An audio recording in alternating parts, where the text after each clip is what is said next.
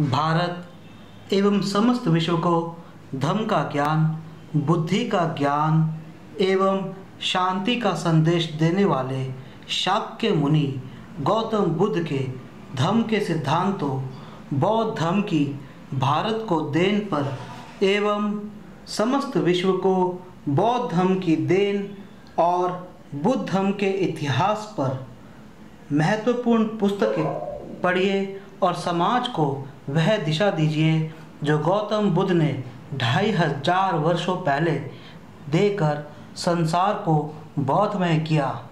पुस्तकें खरीदने के लिए संपर्क करें निखिल सबलानिया, नई दिल्ली। मोबाइल नंबर हैं 852-7533-051 अथवा 901-330-6236। एक बार दोबारा सुनिए 852-7533-051 अथवा 9133-06236। ईमेल पर है sablanIan@gmail.com।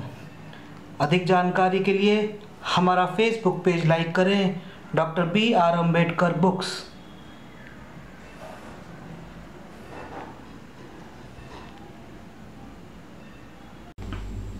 प्रिय बंधु, जय भीम, जय भारत, नमो बुद्धाय। आज मैं आपके सामने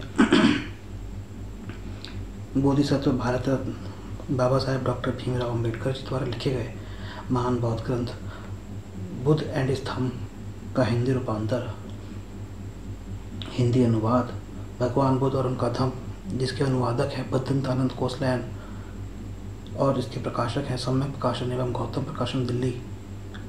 प्रस्तुत करने जा रहा हूँ 1 से लेकर 22 तक कड़ियाँ आप 23 तक कड़ियाँ आप YouTube पर देख सकते हैं। आज ये 24वीं कड़ी है और हो सकता है कि 23वीं हो। थोड़ा सा मेरे ध्यान से उतर रहा है कि 23वीं या 24वीं है, लेकिन शायद 23वीं कड़ी है। पर आप एक बार चेक कर लीजिए क्योंकि नंबर YouTube पे जो लिखा होगा, आप यह बुक मुझसे ख़रीद सकते हैं फ़ोन कर। तो शुरू करते हैं। खंड दूसरा चल रहा है जिसका कि पहला भाग समाप्त हो चुका है। दूसरा भाग शुरू करते हैं। मैं जल्दी पढ़ूंगा, इसलिए आशा करता हूं कि आप ध्यान दें। और यह कड़ी लंबी होने वाली है क्योंकि पुस्तक आधी से ज़्यादा बची हुई है और हमें जल्द से समाप्त करनी है। दूसरा भाग, भगवान बुद्ध के धम्म के बारे में अलग अलग विचार। दूसरों ने उनके धम्मोपदेश को किस प्रकार समझा। भगवान बुद्ध की शिक्षाएं कौन सी है। यह एक ऐसा प्रश्न है जिस पर बुद्ध के कोई 2 अनुयायी अथवा बुद्ध धम्म के कोई 2 विद्यार्थी एकमत प्रतीत नहीं होते। कुछ के लिए समाधि ही उनकी प्रमुख शिक्षा है, कुछ के लिए विपश्यना ही उनकी प्रमुख शिक्षा है, कुछ के लिए बुद्ध का धम्म गूढ़ धर्म है, कुछ के लिए यह सामान्य धम्म है, कुछ के लिए इसमें शुष्क तत्व मीमांसा है, कुछ के लिए यह विशुद्ध रहस्यवाद है, कुछ के लिए यह संसार से स्वार्थपूर्ण पलायन है, कुछ के लिए यह प्रत्येक मनोवेग और हृदय की भावना का क्रमबद्ध दमन है।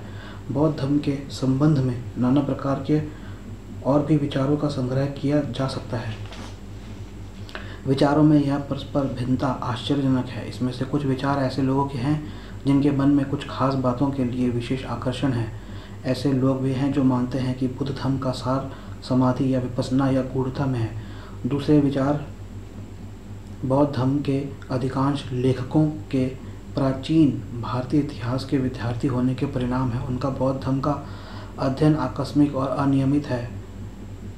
उनमें से कुछ बौद्ध धम्म के विद्यार्थी ही नहीं हैं, वे मानव शास्त्र के विद्यार्थी भी नहीं हैं जो धर्म की उत्पत्ति और विकास से संबंध विषय है। प्रश्न पैदा होता है, क्या भगवान बुद्ध का कोई सामाजिक संदेश नहीं था। जब उत्तर देने के लिए जोर डाला जाता है तो बौद्ध धर्म के विद्यार्थी प्रायः 2 बिंदुओं का संदर्भ देते हैं। वे कहते हैं भगवान बुद्ध ने अहिंसा की शिक्षा दी थी, भगवान बुद्ध ने शांति की शिक्षा दी थी। प्रश्न है, क्या भगवान बुद्ध ने कोई दूसरा सामाजिक संदेश दिया था? क्या भगवान बुद्ध ने न्याय की शिक्षा दी थी? क्या भगवान बुद्ध ने मैत्री की शिक्षा दी थी? क्या भगवान बुद्ध ने स्वतंत्रता की शिक्षा दी थी? क्या भगवान बुद्ध ने समानता की शिक्षा दी थी? क्या भगवान बुद्ध ने भ्रातृत्व की शिक्षा दी थी? क्या भगवान बुद्ध कार्ल मार्क्स का उत्तर हो सकते हैं? बौद्ध धर्म पर विचार करते समय इन प्रश्नों को प्रायः कभी उठाया ही नहीं जाता। मेरा उत्तर है कि भगवान बुद्ध के पास एक सामाजिक संदेश है। उन्होंने इन सभी प्रश्नों का उत्तर दिया है, लेकिन उन सभी प्रश्नों के उत्तरों को आधुनिक लेखकों ने दबा दिया है। भगवान बुद्ध का अपना वर्गीकरण भगवान बुद्ध ने धर्म का अलग ढंग का वर्गीकरण अपनाया। पहले वर्ग को उन्होंने धम्म कहा। उन्होंने एक दूसरा वर्ग बनाया जिसे अधम कहा। यद्यपि इसे धम्म नाम से जाना गया, उन्होंने एक तीसरा वर्ग बनाया जिसे उन्होंने सद्धम्म कहा है। तीसरा वर्ग धम्म के दर्शन का एक अलग नाम है।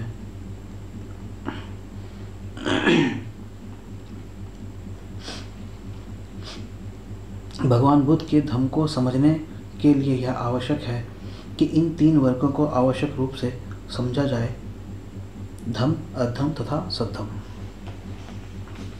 भाग तीसरा शुरू करते हैं। धम्म क्या है? जीवन की पवित्रता बनाए रखना धम्म है। ये अगर आप ऑडियो फाइल सुनना चाहें तो yourlisten.com पे जाकर इसकी ऑडियो फाइल सुन सकते हैं। धम्म क्या है? जीवन की पवित्रता बनाए रखना धम्म है। जीवन की तीन तरह की पवित्रता हैं। ये यहाँ से आप बहुत ध्यान से सुनिएगा, क्योंकि यहाँ से एक्चुअल जो बुद्ध का धम्म है यहाँ से शुरू हो रहा है। जीवन की तीन तरह की पवित्रताएं हैं। और शारीरिक पवित्रता क्या है? यहाँ एक आदमी जीव हिंसा से विरत होता है, चोरी से विरत होता है, पाप कर्मों से विरत होता है, इसे शारीरिक पवित्रता कहते हैं। वाणी की पवित्रता क्या है? तो हमने जाना शारीरिक पवित्रता, अब जानते हैं वाणी की पवित्रता।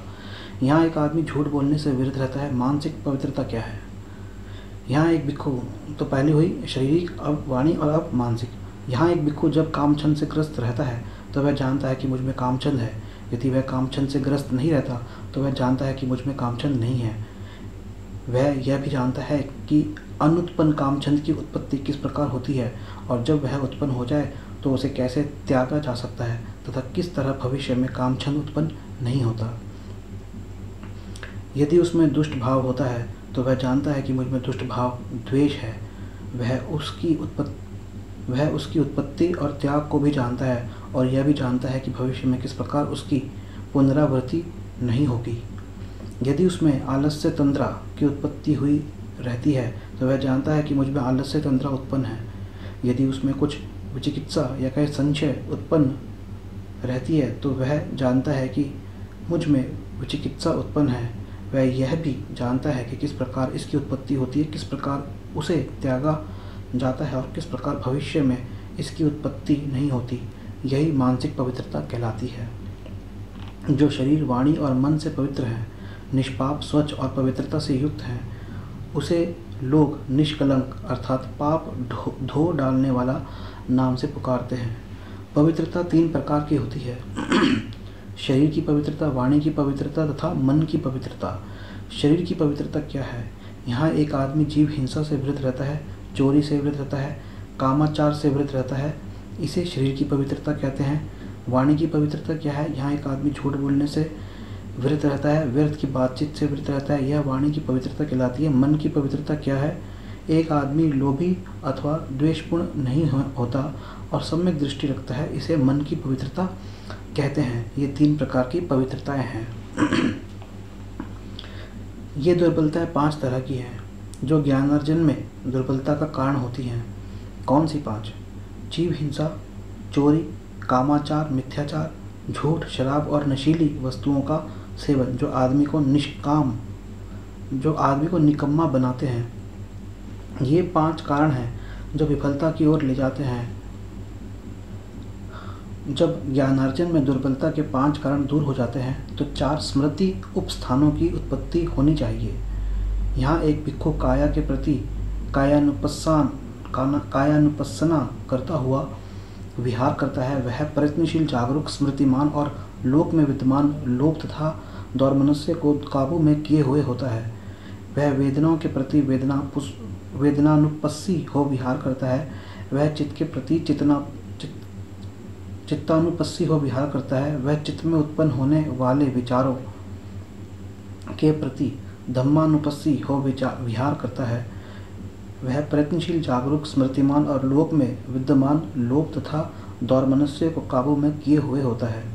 जब ज्ञानार्जन में दुर्बलता के ये 5 कारण दूर हो जाते हैं तो 4 स्मृति उपस्थानों की उत्पत्ति होनी चाहिए। 3 घात ये हैं: शील घात, चित्त घात और दृष्टि घात। शील घात क्या है? एक आदमी प्राणी हिंसा करता है,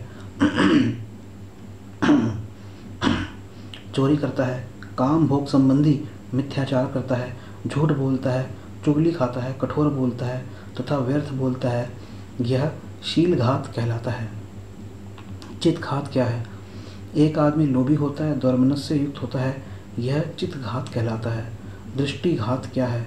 यहाँ कोई आदमी इस प्रकार की गलत धारणा, मिथ्या दृष्टि रखता है कि दान देने में, त्याग करने में कोई पुण्य नहीं, भले बुरे कर्मों का कुछ फल नहीं होता, न यह लोक है और न परलोक है, न माता है न पिता है और न सोत्पन्न प्राणी है। लोक में कोई ऐसे श्रमण ब्राह्मण नहीं है जो शिखर तक जा पहुँचे हो, जिन्होंने पूर्णता लाभ किया हो, जिन्होंने अपनी ही अभिज्ञा से परलोक का साक्षात्कार किया हो और जो उसकी घोषणा कर सकते हों। भिक्षुओं इसे दृष्टिघात कहते हैं। भिक्षुओं शीलघात, चित्तघात और दृष्टिघात के कारण ऐसा होता है कि मरने के बाद प्राणी दुर्गति को प्राप्त होते हैं। यह दुख और पतन की ओर ले जाने वाला मार्ग है। ये 3 दृष्टिघात हैं। भिक्षुओं ये 3 लाभ हैं। कौन से 3? शील लाभ, चित्त लाभ तथा दृष्टि लाभ। शील लाभ क्या है? एक आदमी प्राणी हिंसा से विरत रहता है, चोरी करने से विरत रहता है, काम भोग संबंधी मिथ्याचार से विरत रहता है, कठोर बोलने से विरत रहता है और व्यर्थ बोलने से विरत रहता है। इसे शील लाभ कहते हैं। चित्त लाभ क्या है? एक आदमी ना लोभी होता है और ना दौर्मनस्य से युक्त होता है, इसे चित्त लाभ कहते हैं। और दृष्टि लाभ क्या है? यहाँ कोई आदमी इस प्रकार की गलत धारणा, मिथ्या धारणा नहीं रखता कि दान देने में, त्याग करने में, परित्याग करने में कोई पुण्य नहीं है, भले बुरे कर्म का कुछ फल नहीं होता, ना यह लोक है और ना परलोक है, ना माता है ना पिता है और ना सोत्पन्न प्राणी है। लोक में कोई ऐसे श्रमण ब्राह्मण नहीं जो शिखर तक जा पहुँचे हो, जिन्होंने पूर्णता प्राप्त की हो, जिन्होंने अपनी ही अभिज्ञा से परलोक का साक्षात्कार किया हो और जो उसकी घोषणा कर सकते हो। भिक्षु यह सृष्टि लाभ कहलाता है। भिक्षु इन 3 लाभों के कारण शरीर का नाश होने पर, मरने के बाद प्राणी सुगति को प्राप्त होते हैं। भिक्षु ये 3 लाभ हैं। मैं जल्दी पढ़ रहा हूँ, आप इसे धीरे सुनना चाहें तो yourlisten.com पे जाकर सुन सकते हैं। मेरा नाम टाइप करेंगे निखिल सुबलानिया तो वहाँ पे आपको पता लग जाएगा। बुद्धिज़्म टाइप करेंगे, Buddha and Dhamma, doctor Ambedkar type करेंगे तो आपको मिल जाएगा। जीवन में पूर्णता प्राप्त करना धर्म है। 3 पूर्णताएं ये हैं: शरीर की पूर्णता, वाणी की पूर्णता तथा मन की पूर्णता। मन की पूर्णता क्या है? आश्रवों अथवा चित्तमलों का पूरा क्षय हो जाने से इसी जीवन में संपूर्ण चित्त विमुक्ति की प्राप्ति का अनुभव करते हुए चित्त विमुक्ति होती है। अंतर्दृष्टि पैदा होती है जो आश्रवों से मुक्त होती है, उसे प्राप्त कर फिर उसी के अनुसार विहार करना होता है। यही मन की पूर्णता कहलाती है। ये 3 पूर्णताएं हैं और दूसरी भी पारमिताएं हैं। भगवान बुद्ध ने उनके बारे में उन्हें सुबुद्धि को समझाया था। सुबुद्धि ने प्रश्न किया, बोधिसत्व की दान पारमिता क्या है? तथागत ने बताया, बोधिसत्व चित्त की सभी अवस्थाओं का ज्ञान रखकर दान देता है, अर्थात भीतरी व बाहरी वस्तुएं देता है और उन्हें सर्वसाधारण के लिए त्याग कर बोधि को समर्पित करता है। वह दूसरों को भी ऐसा ही करने की प्रेरणा देता है। किसी भी वस्तु में उसकी आसक्ति नहीं होती। सुबुद्धि ने फिर प्रश्न किया, एक बोधिसत्व की शील पारमिता क्या है? तथागत ने कहा, वह स्वयं 10 कुशल पथों में विचरता है और दूसरों को भी ऐसा ही करने की प्रेरणा देता है। सुबुद्धि ने पूछा, बोधिसत्व की शांति, ये शांति नहीं क्ष है, क्षत्रिय वाला क्ष है, शांति पारमिता क्या है? तथागत ने उत्तर दिया, वह स्वयं क्षमाशील हो जाता है तथा दूसरों को भी क्षमाशील रहने की प्रेरणा देता है। सुबोधि ने प्रश्न किया, बोधिसत्व की वीर्य पारमिता क्या है? तथागत ने बताया, वह सतत पांचों पारमिताओं की पूर्ति में संलग्न रहता है तथा दूसरों को भी ऐसा ही करने की प्रेरणा देता है। देखिए, जो वीर्य शब्द है, मैं आपको बता दूं, वीर्य शब्द और वीर शब्द मिलते जुलते शब्द है। असल में वीर्य शब्द का अर्थ होता है जो निरंतर प्रयास करता रहता है, और मनुष्य के जो स्पर्म्स होते हैं उनको भी वीर्य कहा गया है, क्योंकि उसका भी एक प्रयास होता है गर्भ तक पहुंचने में, माता के अंडे तक पहुंचने में। परंतु वीर्य यहाँ पे शब्द है, इस वीर्य शब्द को समझिए कि वीर्य का अर्थ होता है कि निरंतर जो प्रयास करता रहता है उसे वीर्य कहते हैं।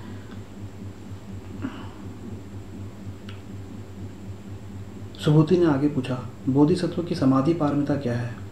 तथागत ने कहा, वह अपने कौशल से ध्यानों का लाभ करता है, किंतु तत्संबंधित रूप लोकों में उसका जन्म नहीं होता। वह दूसरों को भी ऐसा ही करने की प्रेरणा देता है। सुबोधि ने अंत में फिर प्रश्न किया, बोधिसत्व की प्रज्ञा पारमिता क्या है? तथागत ने स्पष्ट किया, वह किसी भी धर्म या कहें भौतिक अथवा अभौतिक वस्तु में नहीं फंसता। वह सभी धर्मों के मूल स्वभाव पर विचार करता है। वह दूसरों को भी सभी धर्मों के मूल स्वभाव पर विचार करने की प्रेरणा देता है। इन पारमिताओं का विकास करना धम्म है। निर्वाण में रहना धम्म है। भगवान बुद्ध ने कहा, निर्वाण से बढ़कर सुखद कुछ नहीं है। भगवान बुद्ध द्वारा उपदिष्ट सभी धम्मों में निर्वाण का प्रमुख स्थान है। निर्वाण क्या है? जैसा कि भगवान बुद्ध ने समझाया है, निर्वाण का अर्थ उससे सर्वथा भिन्न है जो उनके पूर्वजों ने बताया है। उनके पूर्वजों की दृष्टि में निर्वाण का अर्थ था आत्मा की मुक्ति। निर्वाण की 4 प्रकार के स्वरूपों में कल्पना की गई है। लौकिक अर्थात खाओ पियो मौज बनाओ, यौगिक ब्रह्मचारी और औपनिषदिक। ब्राह्मणी और औपनिषदिक निर्वाण की परिकल्पना में एक समानता थी। निर्वाण की दोनों परिकल्पनाओं में आत्मा की एक स्वतंत्र सत्ता स्वीकार की गई थी। यह सिद्धांत भगवान बुद्ध को अमान्य था, इसलिए भगवान बुद्ध को निर्वाण की ब्राह्मणी और औपनिषदिक परिकल्पना का खंडन करने में कोई कठिनाई नहीं थी। निर्वाण की लौकिक परिकल्पना में अत्यधिक भौतिकता बुद्ध को नहीं भाती थी। इसमें आदमी की पाश्विक भूख की संतुष्टि के अतिरिक्त कुछ नहीं था। इसमें कुछ भी आध्यात्मिक नहीं था। भगवान बुद्ध को लगता था कि निर्वाण की ऐसी परिकल्पना को स्वीकार करना मानव की हानि करना था। इंद्रियों की भूख की संतुष्टि करने का परिणाम उस भूख को और बढ़ाना था। उनके विचार में इस प्रकार का जीवन मार्ग कोई सुख नहीं ला सकता। इसके विपरीत इस प्रकार का सुख और अधिक दुख उत्पन्न करता है। निर्वाण की यौगिक परिकल्पना एक सर्वथा अस्थायी अवस्था थी। इससे प्राप्त होने वाला सुख नकारात्मक था। इसका अर्थ संसार से संबंध विच्छेद करना था। यह पीड़ा का निषेध तो करती थी किंतु कोई सुख नहीं देती थी। यह जितना भी सुख प्रदान करती थी वह अधिक से अधिक योग की अवधि तक ही रहता था। यह स्थायी नहीं था, यह अस्थायी था। बुद्ध के निर्वाण की परिकल्पना अपने पूर्वजों की संकल्पना से सर्वथा भिन्न है। बुद्ध के निर्वाण की परिकल्पना के मूल में 3 धारणाएं हैं। इसमें से एक तो यह कि किसी भी प्राणी का सुख किसी आत्मा की मुक्ति से भिन्न है। दूसरी धारणा यह है कि संसार में जीवित रहते समय तक ही प्राणी का सुख है, किंतु आत्मा की धारणा और मरणांतर आत्मा की मुक्ति का विचार बुद्ध के विचारों से सर्वथा अलग धारणा है। तीसरी धारणा जो बुद्ध के निर्वाण की परिकल्पना का मूल आधार है वह है सदा प्रज्वलित रहने वाली राग द्वेषाग्नि पर संयम रखने का अभ्यास। राग तथा द्वेष प्रज्वलित अग्नि के समान है। यह भगवान बुद्ध के धम्मोपदेश का मूल है, जिसे उन्होंने गायसीस पर्वत पर विहरते समय भिक्षुओं को दिया था। भगवान बुद्ध ने कहा, भिक्षुओं सभी कुछ चल रहा है। भिक्षुओं ये सब क्या पदार्थ है जो चल रहे हैं? भिक्षुओं चक्षु इंद्रियां चल रही है, रूप चल रहा है, चक्षु विज्ञान चल रहा है, चक्षु संस्कार चल रहा है, और उस संस्कार से जो भी सुख वेदना, दुख वेदना और असुख और दुख वेदना उत्पन्न होती है और उसकी अनुभूति होती है वह भी चल रही है। और ये किससे चल रहे हैं? ये रागाग्नि से चल रहे हैं, ये द्वेषाग्नि से चल रहे हैं, ये मोहाग्नि से चल रहे हैं। ये जाति जरा मरण दुख, जाति अर्थात जाति जरा मरण जरा अर्थात एजिंग, जाति, जरा, मरण, दुख अर्थात जन्म, एजिंग, मरना, दुख, दौर्मनस्य तथा निराशा से जल रहे हैं। भिक्षुओं श्रोत्र इंद्रियां जल रही है, शब्द जल रहा है, घ्राण इंद्रियां जल रही हैं, गंध जल रहा है, जीवा जल रही है, रस जल रहे हैं, काया जल रही है, चित्त के संकल्प विकल्प चल रहे हैं और चित्त के संस्कारों से जो भी सुख वेदना, दुख वेदना और असुख और दुख वेदना उत्पन्न होती है वह वेदना भी जल रही है। और ये किससे जल रहे हैं? मैं कहता हूँ ये रागाग्नि से जल रहे हैं, द्वेषाग्नि से जल रहे हैं, मोहाग्नि से जल रहे हैं। ये जाति, जरा, मरण, दुख, दौर्मनस्य तथा निराशा से जल रहे हैं।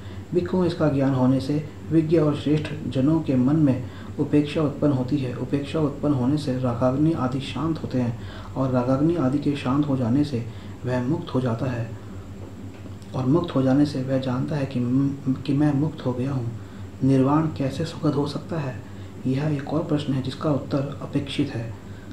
सामान्य धारणा यह है कि अभाव के कारण आदमी दुखी है, लेकिन हमेशा ऐसा सत्य नहीं होता।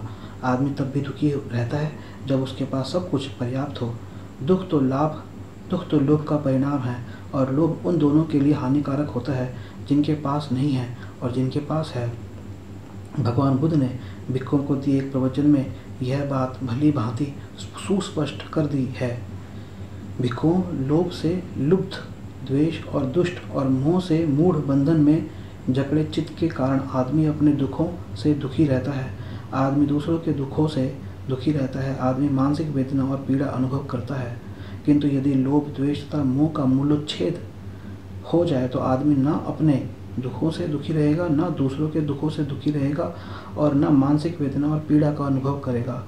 इस प्रकार भिक्षुओं निर्वाण इसी जीवन में दिखाई देता है, केवल भविष्य जीवन में ही नहीं, और वह बुद्धिमान श्रावक को आकर्षित करता है, उसकी पहुंच से भीतर होता है। यहाँ पर भगवान बुद्ध कह रहे हैं कि निर्वाण इसी जीवन में दिखाई देता है, दूसरे जीवन में जरूरी नहीं कि दूसरे जीवन में आपको मिलेगा। यही स्पष्टीकरण है कि आदमी को क्या क्षीण करता है और उसे दुखी बनाता है। आदमी के राग द्वेष को जलती हुई अग्नि के समान बताते हुए भगवान बुद्ध ने आदमी के दुख की सर्वाधिक जोरदार व्याख्या की है। राग द्वेष का शिकार हो जाना ही आदमी को दुखी बनाता है। राग द्वेष को संयोजन अथवा बंधन कहा गया है जो आदमी को निर्वाण तक नहीं पहुंचने देते। जो ही आदमी राग द्वेष के प्रभाव से मुक्त हो जाता है वह निर्वाण को प्राप्त करना जान जाता है और उसके लिए निर्वाण पथ खुल जाता है। भगवान बुद्ध के विश्लेषण के अनुसार ये संयोजन 3 वर्गों के अंतर्गत आते हैं। पहला वर्ग है कि जिसका संबंध हर प्रकार की तृष्णा से अथवा लगाव से है, जैसे काम वासना, आसक्ति और लोभ। दूसरा वर्ग वह है जिसका संबंध सभी प्रकार की वितृष्णा से है, जैसे घृणा, क्रोध, उत्पीड़न अथवा असंगति या कहें दोष। तीसरा वर्ग वह है जिसका संबंध सभी तरह की अविद्या से है, जैसे मोह, उदासी और मूढ़ता या कहें मोह। पहले और दूसरे का संबंध मनोविकार से है और आदमी की उस दृष्टिकोण एवं भावना से है जो दूसरों के प्रति है, जबकि तीसरी या कहें मोह अग्नि का संबंध उन सभी विचारों से है जो सत्य से अलग है। भगवान बुद्ध के निर्वाण के सिद्धांत के बारे में कुछ भ्रांतियां हैं। शब्द की व्युत्पत्ति की दृष्टि से निर्वाण शब्द का अर्थ है बुझ जाना। शब्द की इस व्युत्पत्ति के मूल अर्थ को लेकर आलोचकों ने निर्वाण के सिद्धांत को निरर्थक बना दिया है। उनका मानना है कि निर्वाण का अर्थ है सभी मानवीय भावनाओं का बुझ जाना जो मृत्यु के समान है। इस प्रकार के अर्थ द्वारा उन्होंने निर्वाण के सिद्धांत को उपहास बनाने की कोशिश की है। जो कोई भी इस अग्नि स्कंधोपम सुत की भाषा पर विचार करेगा उसे यह स्पष्ट हो जाएगा कि निर्वाण का इस प्रकार का अर्थ कदापि नहीं है। इस प्रवचन में यह नहीं कहा गया कि निर्वाण के जीवन चल रहा है और बुझ जाना मृत्यु है। इसमें यह कहा गया कि रागाग्नि जल रही है, द्वेषाग्नि जल रही है तथा मोहाग्नि जल रही है। अतः राग, द्वेष और मोह से आप जल रहे हो। इस अग्नि स्कंधोपम सुत में यह कहीं नहीं कहा गया कि आदमी की हर प्रकार की भावनाओं का मूल्योच्छेद कर देना चाहिए। यह कहता है कि आग में घी मत डालो, अर्थात आग को और मत बढ़ाओ। दूसरी बात यह है कि आलोचक निर्वाण और परिनिर्वाण में भेद करना ही भूल गए हैं। जैसा कि उदान में कहा गया है, जब शरीर के महाभूत बिखर जाते हैं तब परिनिर्वाण होता है।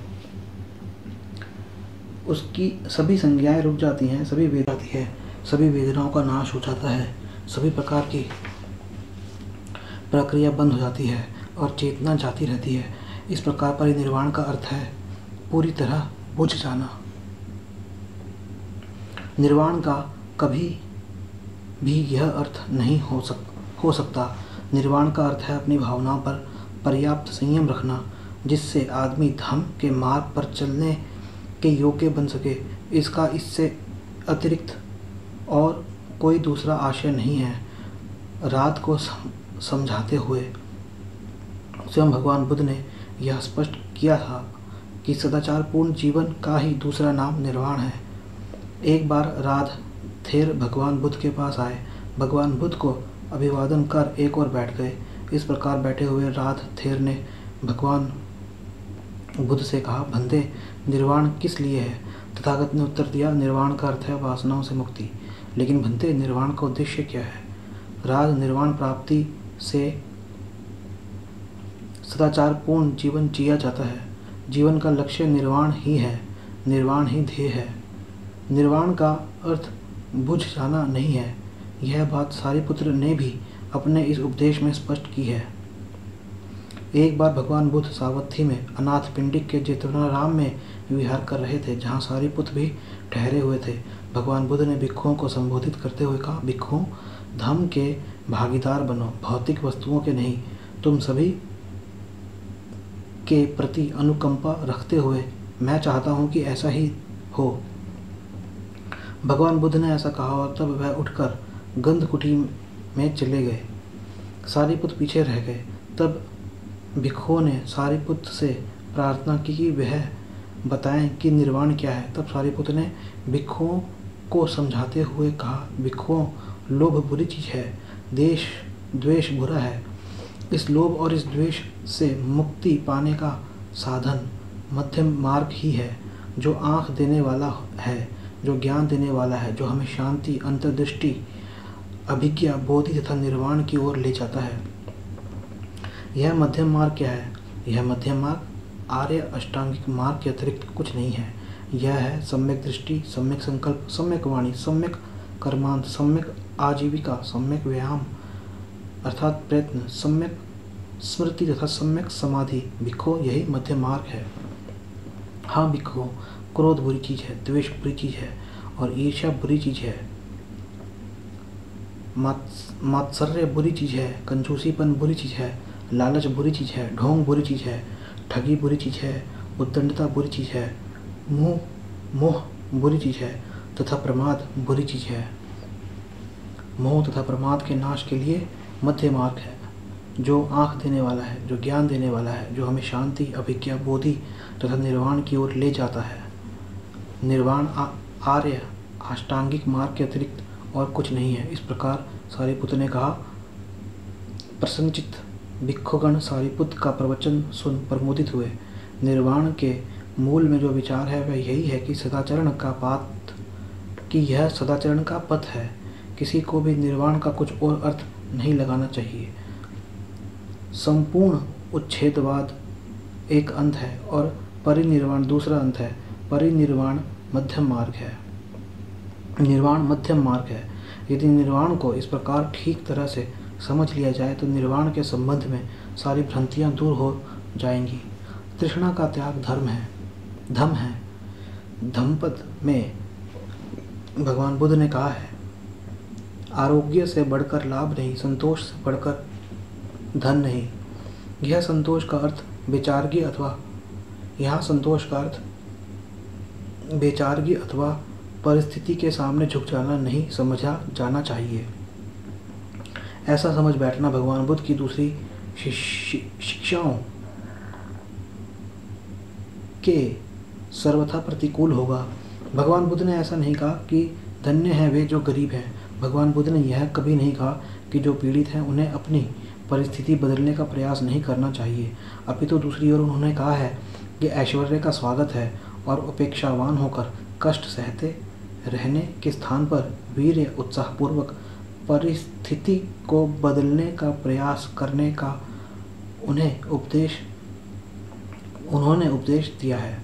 जब भगवान बुद्ध ने कहा कि संतोष सबसे बड़ा धन है, तो उनके कहने का अभिप्राय यही था कि आदमी को लोभ के वशीभूत नहीं होना चाहिए जिसकी कोई सीमा नहीं। जैसा कि भिक्खु रटपाल ने कहा है, मैं धनियों को देखता हूँ जो मूर्खतावश अधिक से अधिक संग्रह ही करते रहते हैं, कभी भी किसी को कुछ नहीं देते। नए नए ऐश्वर्य के लिए उनकी तृष्णा रूपी प्यास बुझती रहती है, प्यास बढ़ती रहती है। राजाओं को देखता हूँ कि जिनका राज्य समुद्र तक पहुँच गया है, किंतु अब समुद्र पार साम्राज्य स्थापित करने के लिए दुखी हैं। तृष्णा में पड़े हुए राजा और प्रजा दोनों ही मर जाते हैं। अभाव तथा अधिक अभाव में वे अपना शरीर ही त्याग देते हैं। इस पृथ्वी पर उनकी काम भोग की इच्छा की कभी तृप्ति ही नहीं हो पाती है। महानिदान सूत्र में भगवान बुद्ध ने आनंद को समझाते हुए लोभ को अपने वश में रखने की आवश्यकता पर बल दिया है। तथागत का वचन है, इस प्रकार आनंद लाभ की इच्छा करने से तृष्णा पैदा होती है। जब लाभ की इच्छा स्वामित्व की इच्छा में बदल जाती है, तब स्वामित्व की इच्छा स्वामित्व का दुराग्रह बन जाती है, तो यह धन लोलुपता का रूप ले लेती है। असंयत कामना के कारण होने वाली धन लोलुपता अथवा स्वामित्व की इच्छा पर नज़र रखना आवश्यक है। इस तृष्णा या लोभ की निंदा क्यों आवश्यक है? भगवान बुद्ध ने आनंद से कहा, क्योंकि इसी से बहुत सी बुराइयां पैदा होती है। इसके कारण मुक्की तक हो जाती है, आघात रहते हैं, लड़ाई झगड़े भी होते हैं, परस्पर विरोध भी होते हैं, कलह भी होते हैं, परस्पर निंदा तथा झूठ बोलना तक भी होता है। इसमें तनिक भी संदेह नहीं कि वर्ग संघर्ष का यही सही विश्लेषण है। इसलिए भगवान बुद्ध ने तृष्णा और लाभ को वश में रखने पर बल दिया है। यह मानना कि सभी मिश्रित या कहीं संयुक्त पदार्थ अनित्य है, धम है। अनित्य है अर्थात वह नित्य नहीं है या कहीं स्थायी नहीं है। पढ़ते हैं इसे, अनित्यता इस सिद्धांत के तीन पहलू हैं। अनेक तत्वों के मेल से बने हुए पदार्थ अनित्य है।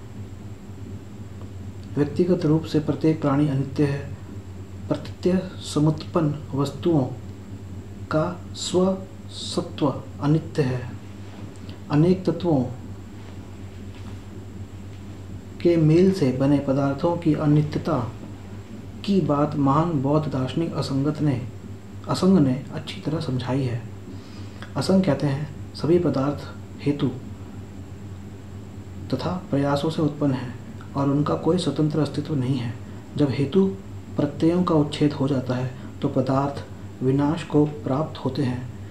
प्राणी का शरीर पृथ्वी, जल, अग्नि और वायु नाम के 4 महाभूतों से बना है और जब इन 4 महाभूतों का पृथक्करण हो जाता है तो प्राणी नहीं रहता। अनेक तत्वों के मेल से बनी हुई चीज़ें अनित्य होने का यही अभिप्राय है। जीवित प्राणी की अनित्यता की सर्वश्रेष्ठ व्याख्या यही है कि वह है नहीं, वह हो रहा है। इस अर्थ में भूतकाल का प्राणी अपना जीवन व्यतीत कर चुका, ना वह वर्तमान में रह रहा है और ना भविष्य में रहेगा।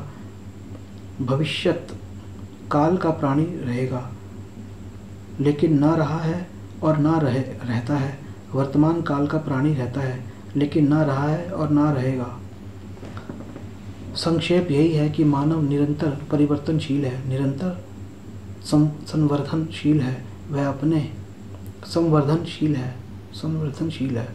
वह अपने जीवन के 2 भिन्न क्षणों में भी वही नहीं है।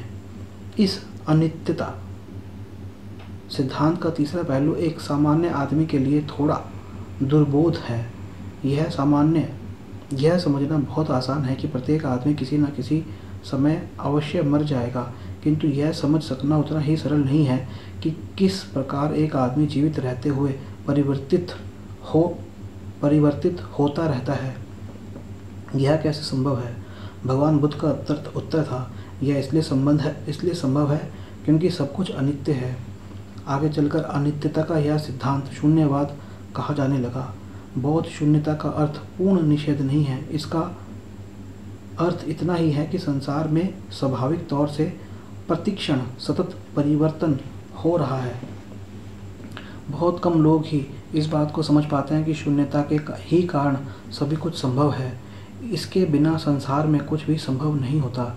सभी पदार्थों की स्वाभाविकता अनित्यता पर ही अन्य पदार्थों का होना निर्भर करता है।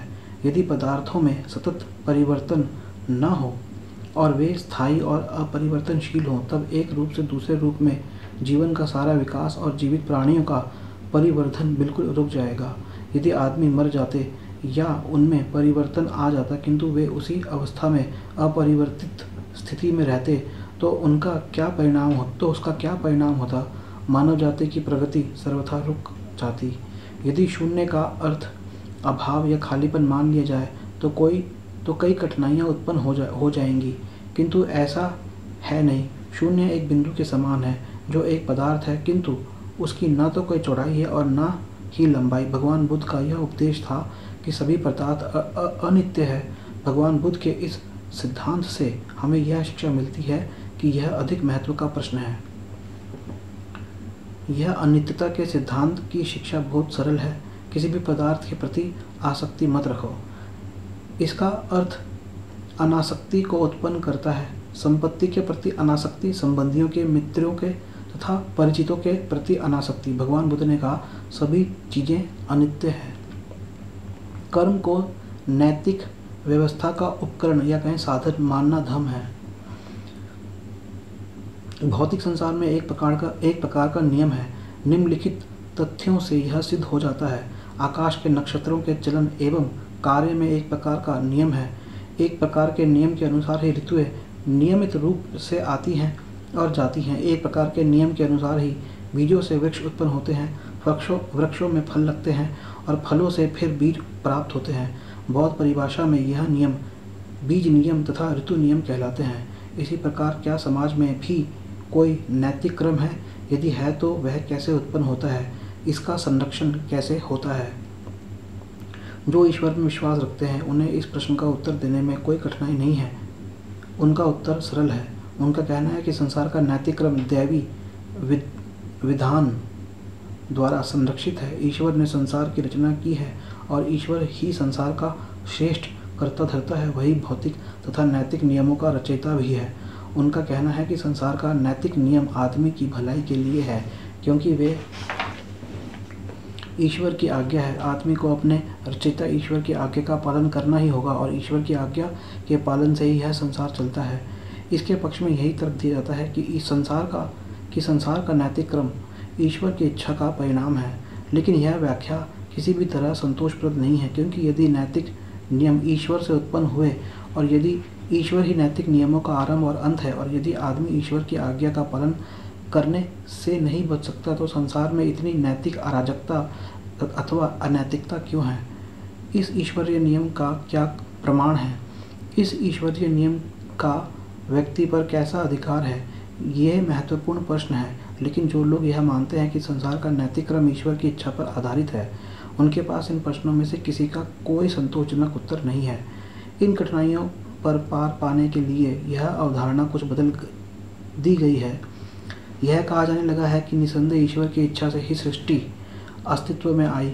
यह भी सत्य है कि ईश्वर की इच्छा और निर्देशन के अनुसार ही ब्रह्मांड ने अपना जीवन आरंभ किया। यह भी सत्य है कि उसने ब्रह्मांड को एक ही बार में वह सब शक्ति प्रदान कर दी जो दैवी शक्ति के रूप में अति विशाल क्रिया विधि के मूल में कार्यरत है। लेकिन इसके बाद ईश्वर ने प्रकृति पर छोड़ दिया कि वह ईश्वर द्वारा प्रदत्त मूल नियमों के अनुसार कार्य करती रहे, ताकि ईश्वर की आशंका के अनुसार यदि नैतिक नियम कार्य करने में विफल हो जाएं, तो इसके लिए प्रकृति ही दोषी है, ईश्वर नहीं। लेकिन सिद्धांत में किए गए इस परिवर्तन से भी समस्या का समाधान नहीं होता। यह केवल ईश्वर को उसके उत्तरदायित्व से मुक्त करने में सहायक है। प्रश्न फिर भी वैसा ही रहता है कि ईश्वर को अपने नियमों का पालन प्रकृति पर क्यों छोड़ना चाहिए? इस प्रकार के अनुपस्थित ईश्वर का क्या प्रयोजन है? संसार का नैतिक क्रम कैसे संरक्षित है? इस प्रश्न का उत्तर देते हुए बुद्ध ने इस प्रश्न का उत्तर जो बुद्ध ने दिया है वह सर्वथा भिन्न है। तथागत का उत्तर बहुत सरल है। यह कर्म का नियम है, ईश्वर नहीं जो विश्व के नैतिक क्रम को बनाए रखता है। इस प्रश्न का भगवान बुद्ध ने यही उत्तर दिया है। विश्व का नैतिक क्रम अच्छा हो सकता है अथवा बुरा भी, लेकिन भगवान बुद्ध के अनुसार नैतिक नियम आदमी पर निर्भर करता है और किसी अन्य पर नहीं।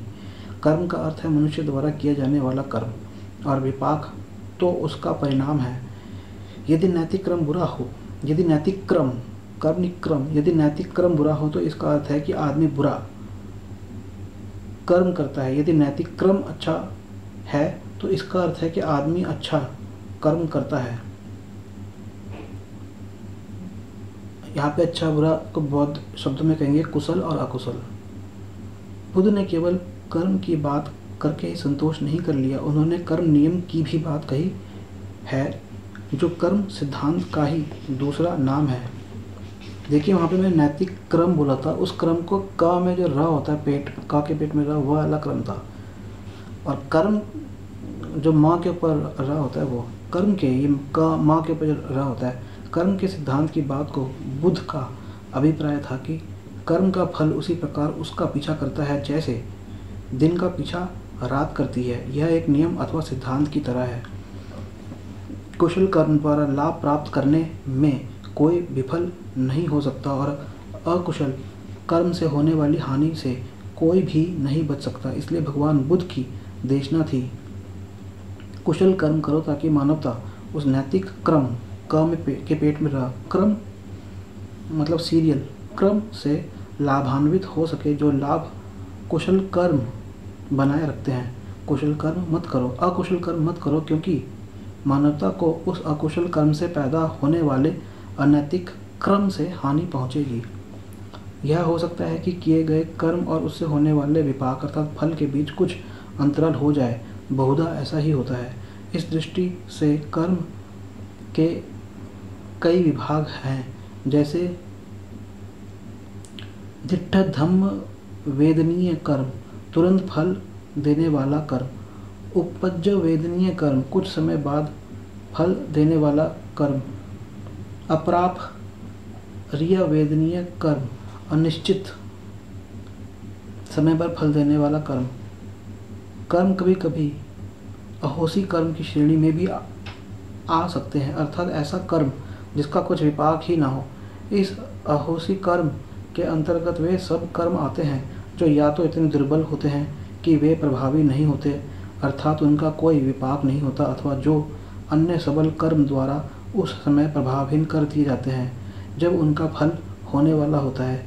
इन सब बातों के लिए थोड़ी गुंजाइश भी मान ली जाए तो भी भगवान बुद्ध की इस देशना के दावे को ये कम नहीं करते हैं कि कर्म का नियम अटल है और लागू होकर ही रहता है। कर्म के सिद्धांत का अनिवार्य तौर पर यह अर्थ नहीं कि करने वाले को ही कर्म का फल भुगतना पड़ता है और इससे अधिक इसके विषय में कुछ और नहीं सोचा जा सकता। ऐसा समझना गलत है। कभी कभी करने वाले की अपेक्षा दूसरे पर ही कर्म का प्रभाव पड़ता है, लेकिन यह सब कर्म का नियम ही है, क्योंकि यह या तो नैतिक क्रम को प्रोत्साहित करता है, क के पेट में र, अथवा उसे अस्त व्यस्त कर देता है। व्यक्ति आते रहते हैं, व्यक्ति जाते रहते हैं, लेकिन विषय का नैतिक क्रम बना रहता है और उसके साथ वह कर्म नियम भी जो इसे बनाए रखता है। यही कारण है कि बुद्ध के धम्म में नैतिकता को वही स्थान प्राप्त है जो अन्य धर्मों में ईश्वर को है। अतः इस प्रश्न का कि विश्व का नैतिक क्रम कैसे बना रहता है, बुद्ध ने जो उत्तर दिया वह अत्यंत सरल और अकाठ्य है। इतना होने पर भी इसका सही अर्थ पर्याप्त रूप से स्पष्ट नहीं होता। प्रायः लगभग हमेशा ही या तो इसे गलत रूप में समझा जाता है या इसे गलत तौर पर व्यक्त किया जाता है अथवा इसकी गलत व्याख्या की जाती है। बहुत लोग इस बात को समझते प्रतीत नहीं होते कि बुद्ध द्वारा बताया गया कर्म नियम का सिद्धांत इस प्रश्न का उत्तर है कि विश्व का नैतिक क्रम कैसे बना रहता है। लेकिन बुद्ध के कर्म के सिद्धांत का यही प्रयोजन है। कर्म नियम का संबंध केवल विश्व के नैतिक क्रम के प्रश्न से जुड़ा है। इसका व्यक्ति के भाग्यशील होने अथवा अभाग्यशील होने से कोई संबंध नहीं है। इसका सरोकार केवल विश्व के नैतिक क्रम को बनाए रहने से क्रम के बने रहने से है। इसी कारण से कर्म नियम धर्म का एक महत्वपूर्ण अंग है। यह भाग यहीं समाप्त होता है। चौथा भाग, खंड 3 का चौथा भाग अगले भाग में 25 में शुरू करेंगे। जय भीम, जय भारत, नमो बुद्धाय। भारत के संविधान निर्माता, दलित, आदिवासी एवं पिछड़े समाज के संरक्षणकर्ता, भारत रत्न बोधिसत्व बाबा साहेब डॉक्टर भीमराव अंबेडकर जी द्वारा लिखी गई पुस्तकें, उनके द्वारा लिखे गए भाषण एवं लेख खरीदने के लिए संपर्क करें निखिल सबलानिया, नई दिल्ली। फ़ोन 85275333051 एवं 9013306236। इसके लिए आप ईमेल भी कर सकते हैं। ईमेल है sablanIan@gmail.com। पुस्तकें आप दिल्ली में आकर या कहीं भी डाक द्वारा प्राप्त कर सकते हैं। अधिक जानकारी के लिए हमारा फेसबुक पेज लाइक करें, doctor BR Ambedkar books. Bharat के संविधान निर्माता, दलित, महिला, आदिवासी एवं पिछड़े वर्ग के संरक्षणकर्ता, बोधिसत्व बाबा साहेब डॉक्टर भीमराव अंबेडकर जी की राष्ट्र सेवाओं, राष्ट्र को योगदान, शिक्षा को योगदान व बौद्ध धर्म को योगदान पर और उनके करीबी व अन्य लेखकों की बाबा साहेब पर लिखित पुस्तकें पढ़ें और समाज एवं राष्ट्र को अम्बेडकरमयी बनाएं। पुस्तकें खरीदने के लिए संपर्क करें निखिल सबलानिया, नई दिल्ली। मोबाइल 85275333051 अथवा 9013306236।